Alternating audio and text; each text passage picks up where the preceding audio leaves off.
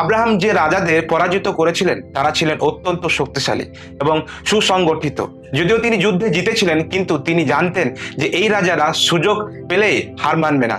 যে কোনো মুহূর্তে বিশাল সেনাবাহিনী নিয়ে তারা পাল্টা আক্রমণ করতে পারে। আব্রাহাম তখনও কনান দেশে একজন বিদেশী এবং তার সুরক্ষার জন্য কোনো বড় বাহিনী ছিল না।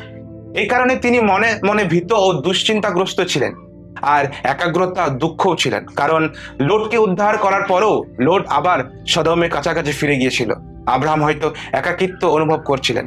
তিনি বিশাল সম্পত্তির মালিক হলেও তার মনে গভীর দুঃখ ছিল, কারণ ঈশ্বরের প্রতিজ্ঞা সত্ত্বেও তার কোনো সন্তান ছিল না। ঠিক যখন আব্রাহাম এই ভয় ও দুঃখের মধ্যে দিয়ে কাটাচ্ছিলেন, তখনই ঈশ্বরের বাক্য দর্শনে তার কাছে আসে। আদি পুস্তক তার 15 অধ্যায় 1 পদে আমরা দেখি ঈশ্বর আব্রাহামের সঙ্গে কথা বলেন। তিনি বলেন, আব্রাহাম, ভয় করিও না, আমি তোমার ঢাল ও তোমার মহা পুরস্কার। এটি কেবল একটি সান্ত্বনামূলক বাক্য ছিল না, ঈশ্বর আব্রাহামের ভয়ের কারণগুলো জানতেন। তাই নিজেকে তার ঢাল অর্থাৎ সুরক্ষা এবং মহৎ পুরস্কার হিসেবে ঘোষণা করলেন।